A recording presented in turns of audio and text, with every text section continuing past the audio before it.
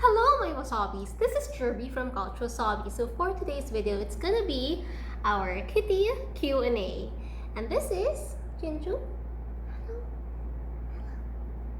This is Pearl. She's one of the youngest in our clouder. She is the daughter of Bella, the Kinkalo cat. And she has two other siblings.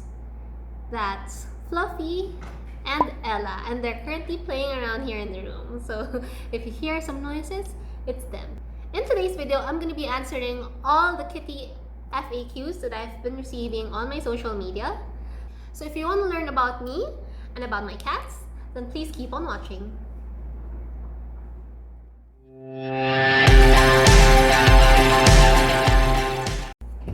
Alright, so let me just review the questions. I have saved some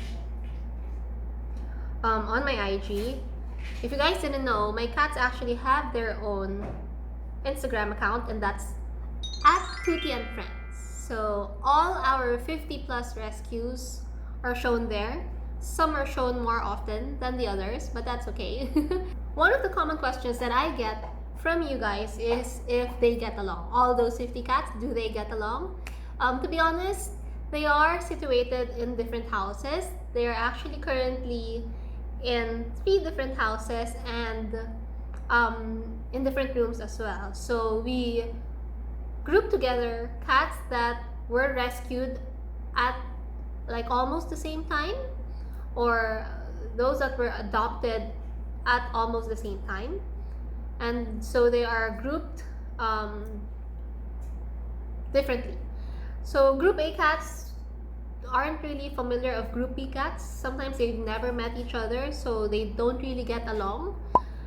For example, the cats in this room are the cats that we've adopted from Qatar, and Bella and her daughters.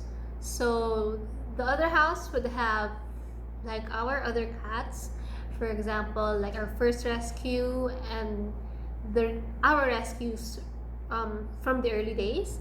And then the other house would have like all the other, they have segregations. We group them according to their cliques, because cats are naturally very cliquish. So kung sino yung kasundo nila, nandun sila.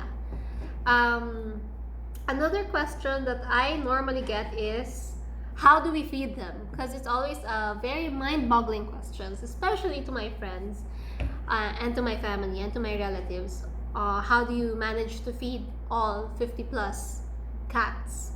Most of them are actually fed with rice and fish and vitamins.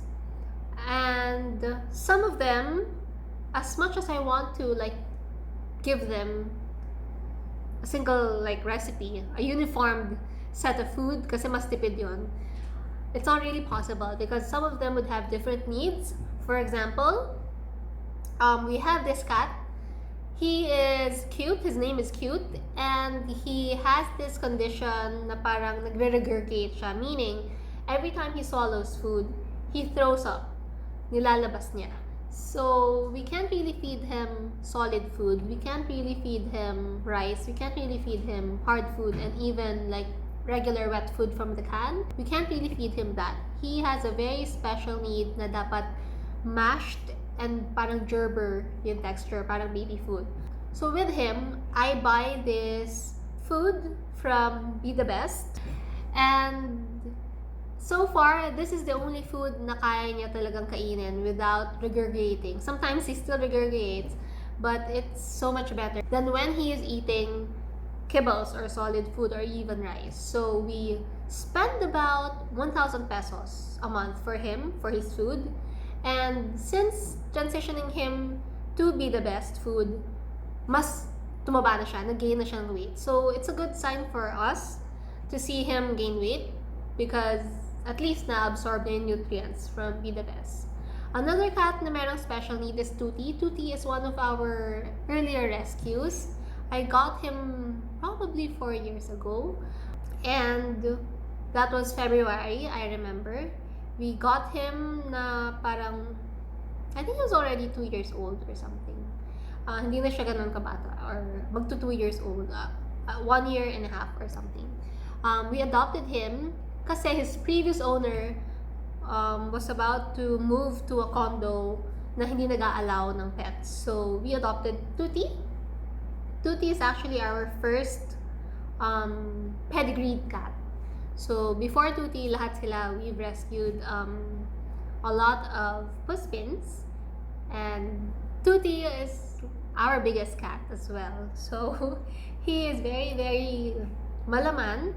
And he has a very specific need kasi he's very sensitive as well. Hindi mo siya pwedeng pakainin ng basta-basta lang.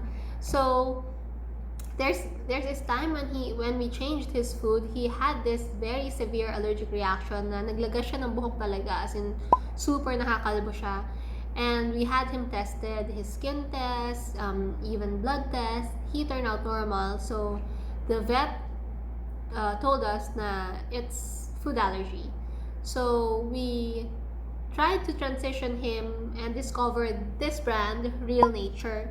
Nakita ko lang din online and found a lot of before and after testimonials na yung mga pets nga na mayroong food allergy, because it's quite common. After eating this brand, gumanda yung fur nila. Their fur grew back and they are healthy and all that. So, it's a little expensive. 1 2-kilo pack is about 2,000 pesos. And I would need probably 1 pack or a pack and a half to feed Tuti in a month. You only need parang 40 grams lang or 80 grams a day lang. So we need a 2-kilo pack or a 4-kilo pack for him for a month. And since transitioning to Real Nature, he grew his fur back, so I'm very happy kasi it worked for him. We tried a lot of expensive food brands, and only Real Nature was able to bring his coat back. So we also tried putting him on a more affordable brand, pero nag-react siya ulit. So now he's back on Real Nature, and I don't think we can feed him other brand anymore. So parang si Cute will be the best, while Tuti will be with Real Nature, and all our other cats are less sensitive, and you just feed them and they're happy. But the rule is we feed them rice and fish and vitamins, and on weekends we feed them kibbles para merong sort of balance. And also we feed them wet food as a treat. Like once in a while we feed them wet food. So like this one, this is Insaf. She is our Qatari queen. She came from Qatar and she was flown here with her 4 babies. We are feeding her Daily Delight, and this is from Cats of Manila. So this is one of the few wet food na nakita ko na maganda talaga and gusto talaga ng cats. Kasi lately, we've noticed, we used to buy a lot of Whiskas. They used to love Whiskas, but lately, iniiwan na rin nila. So, ayaw na nila ng Whiskas. I was told by some of our veterinary friends na medyo hindi na okay yung quality ng Whiskas. Maybe that's why. And napapansin din namin sa cats. So, when we tried feeding our cats Daily Delight, as in nag-aagawan sila. And you can also see the quality of the food there na parang hinimay siya, hindi lang siya isang blob with jelly, and the texture of Whiskas is very, very different from this. This one, you can see the shreds of the meat, and you can see that they're really enjoying it. So, if you want to give your fur baby some treat once in a while, especially right now na you're at home and you are with your pets 24/7. I mean, I think it's also really nice if you give them like these unusual treats. So you can order from Cats of Manila. It's so affordable. It's only 55 pesos per cat. There's also the 60 peso variety. Some of our cats also like the 60 peso variety, but it's very, very good. And you can see the difference talaga from the cheaper brands of cat food. Okay? Another question that we've been getting is, naliligo ba yung cats nyo? Yes, we bathe them. We bathe them once a week. That's how we manage them para they're clean, because some of them sleep with us. Kaya yun yung rule ko na, especially for those na may access sa bed, yung mga natutulog sa room namin, they really have to have their weekly shower. So, the cats in here, nagsha-shower. Sila Snowy, sila Tuti, they also take their shower less frequently. And then the other cats, Like sila Munchkin, sila Crispy, sila Toko. We have all these other cats on the other side na mas hindi sila naliligo. But we have them dewormed periodically. They also have their brevectos, their spot-on treatments para wala silang mga ear mites, and they always have their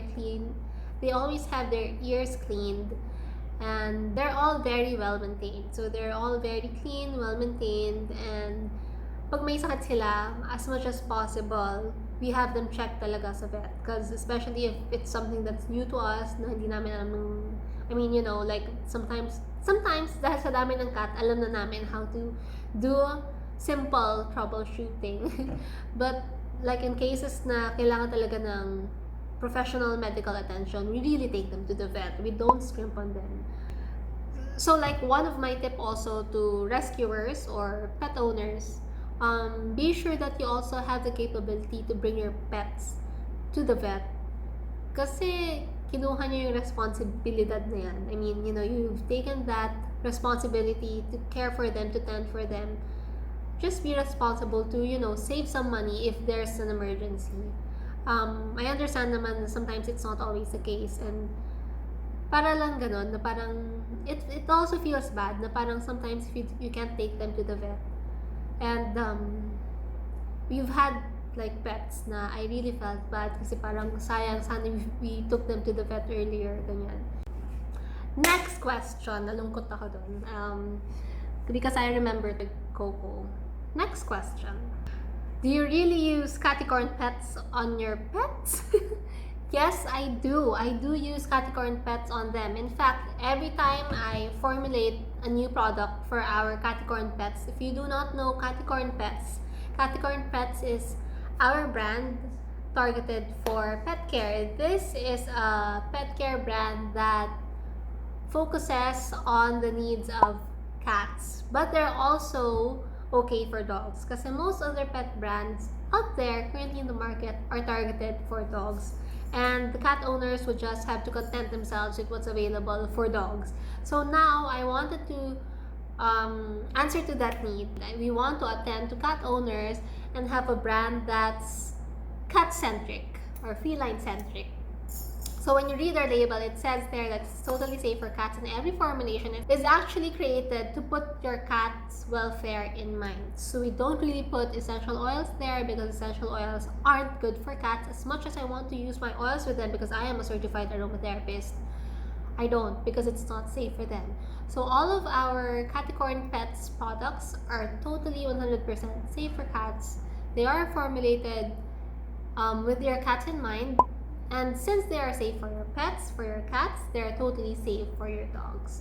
So if you don't really know, a lot of pet care brands out there use peppermint and tea tree as part of their shampoo, as part of their sprays, or whatever.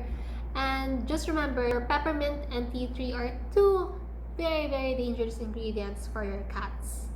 Sobrang bawal because it's very, very toxic for them. Meron isang video, I'll try to show it here. Yan.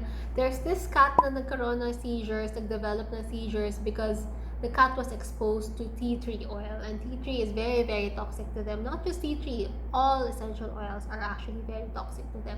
So with our pet care brand, we don't really put essential oils on there, but it's natural and everything is formulated in small batches.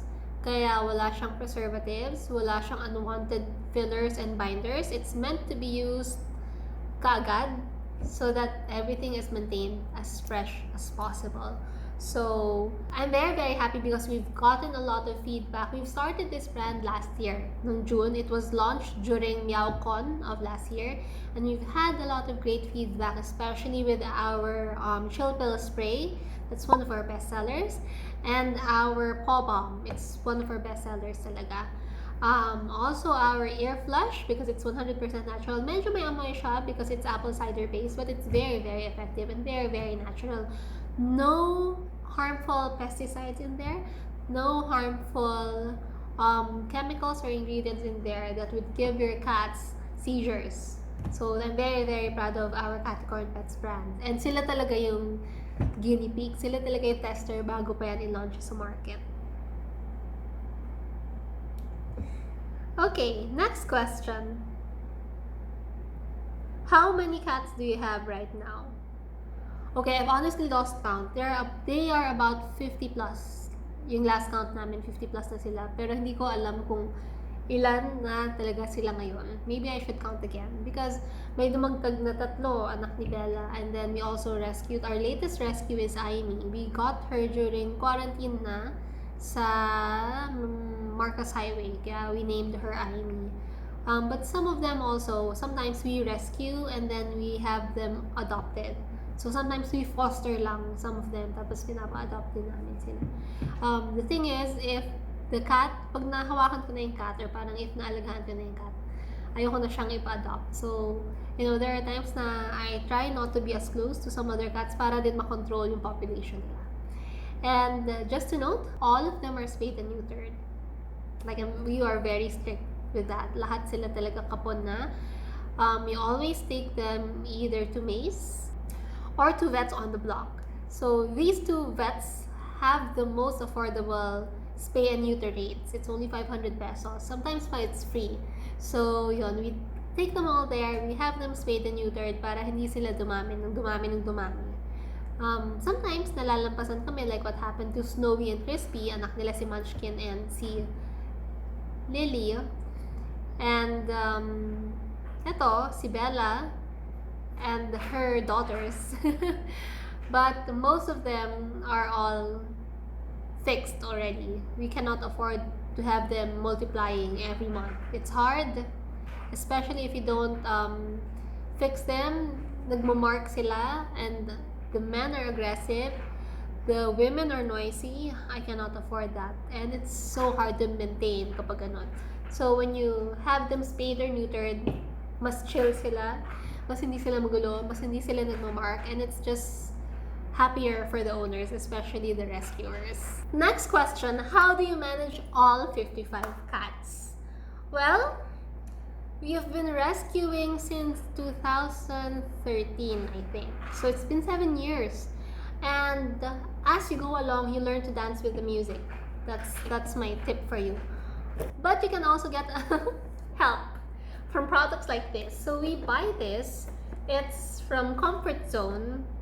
It's pheromones actually. So what are pheromones? These are natural bodily chemicals or hormones na inaamoy ng cat so that they feel more calm. So used for tension and fighting. So there's less tension and fighting. There's less urine marking and less destructive scratching. When cats are very, very stressed, they tend to have these behaviors na nagsascratch sila carelessly, nagmo-mark sila kung saan-saan to mark their territories. Tapos sometimes moody sila, pag nakita nila, aawayin lang nila yung ibang cat. So may mga ganun silang ugali, and you'd want to stay away from that. So how do you do that? Sometimes hindi mo sila makontrol. Sometimes may moods talaga sila. Ibang klase talaga yung cats. So we also invest on these. I got this sa Amazon. I always get things from Amazon. Kasi wala masyadong cat supplies here in the Philippines. And if meron, it's so expensive. So ito siya. It came in like this. It's a bundle. We actually have this na before. The problem with this is 110 volts. So pag sinaksak mo siya sa regular, mapuputok. So be mindful of that. You have to buy your step down transformers. Pero ito siya.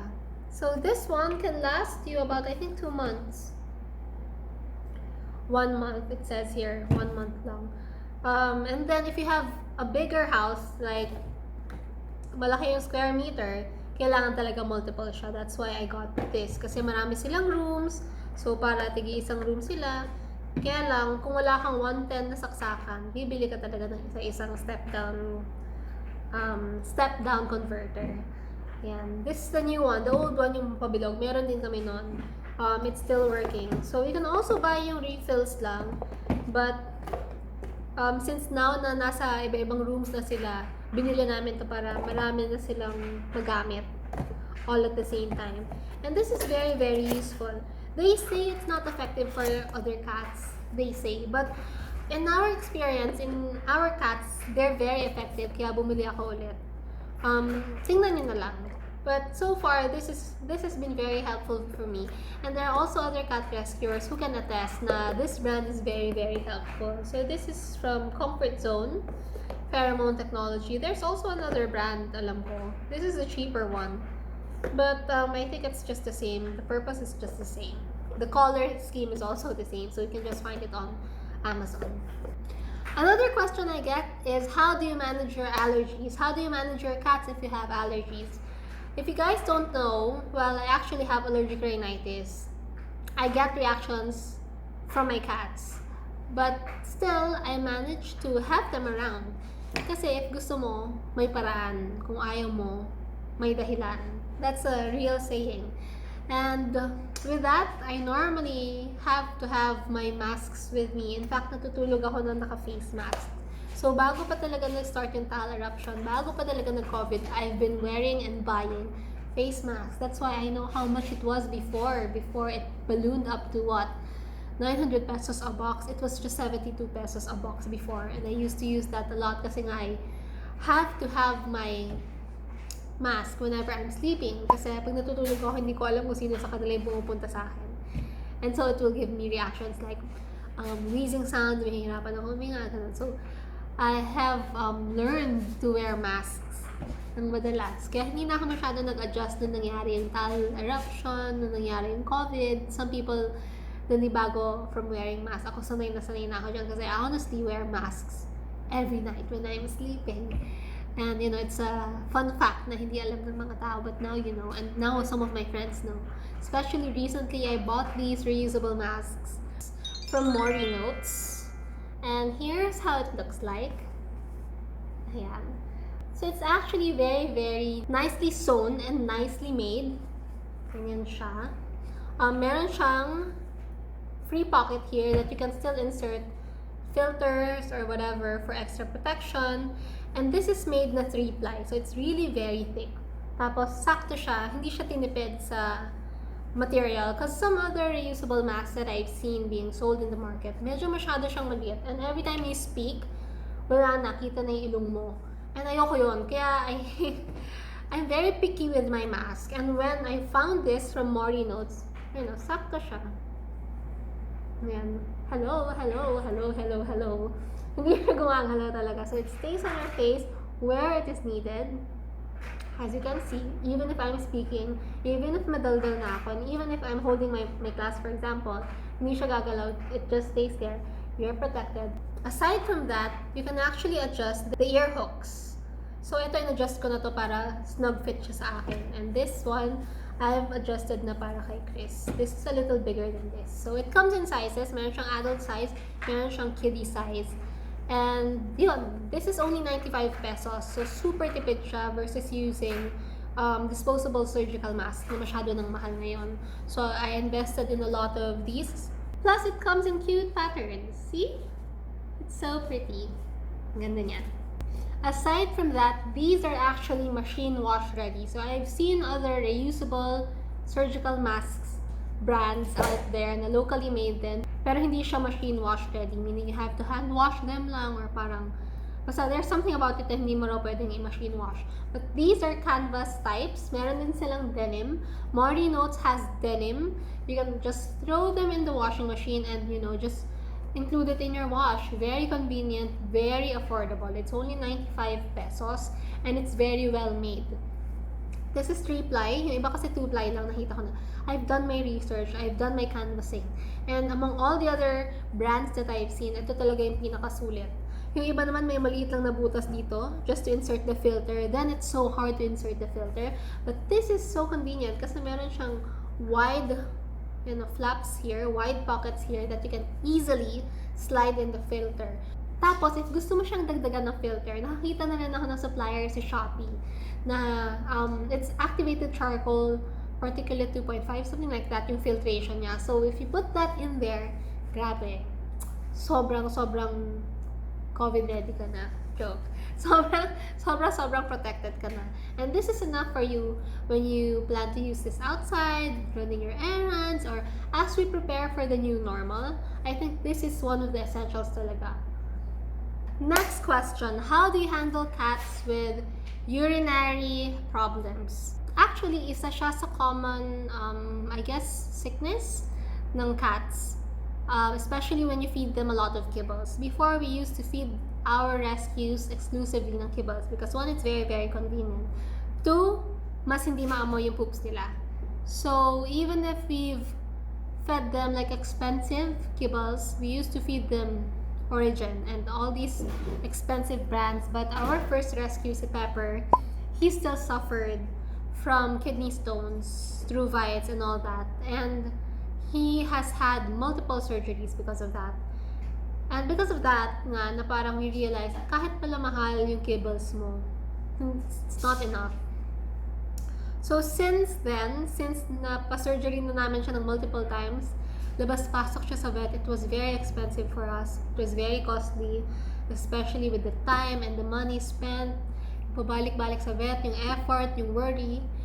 It's just not worth it. So, kaya nun, simula nun, we fed them now with rice and kalabasa and fish. And since then, our cats, all of them, are so much healthier.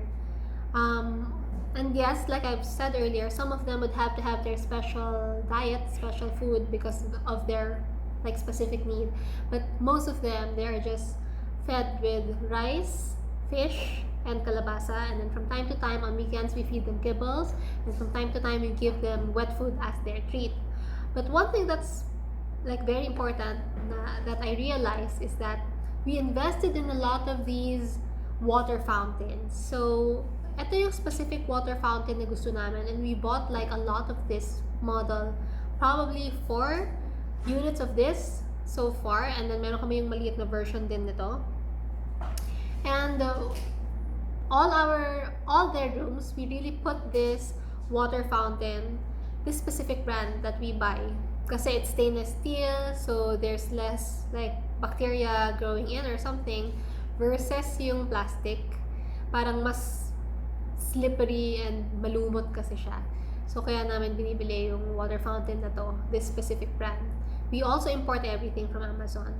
And we noticed na since investing in these water fountains, hindi sila nagkakasakit. Even if we feed them kibbles, or it's just that it encourages them to drink more water. Because I don't know, maybe because of the flowing water, maybe because of the sounds of it, I really don't know. But we noticed that they consume more water when they are given yung water fountain na yan. We also started with the basic one, yung Oster. It was all plastic. We used to have that when it was only Pepper who was using it. But now that we have a lot of them, marami na kaming cats, hindi na kaya yung maliit na capacity. So we bought this very, very large capacity water fountain. I think this is the largest currently in the market. So we have 4 units of this, plus the other one, yung medyo mas maliit.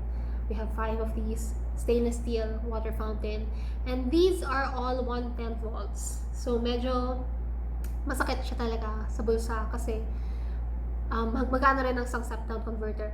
So what we have discovered is you can actually replace the fountain with one of those fish aquarium fountains. You can buy only for less than 200 pesos on Shopee and Lazada. So we've replaced all the fountains and they're still perfectly working fine. So yan ang mga tips ko sa inyo, mga tipid tips ko sa inyo if you are trying to cut down on costs but you want things to be working. Yan yung mga workaround na na-discover namin because of taking care of these cats. These cats talaga, the goal is for them to live their best lives. Next question. Ito kanina ko lang to nakuha. Where did you buy your cat bed? This was sent to me by Jennifer. Na-meet ko siya when I was having my pool session for diving, pool practice for diving. Mommy siya nung isa sa students. And ano siya, parang she's also a donor of cats of Trinoma yata, or cats of yung sa may EDSA, Centris? Cats of Centris. Cats of Eton Centris. So, Well, I just want to share with everyone one of my cats, si Snowy, who is also like our inspiration for the Caticorn Dreams logo, was featured sa Board Panda recently. And the article there was about this IKEA doll bed that has been very, very popular among cat moms kasi ginagawa nilang cat bed. So we also had that.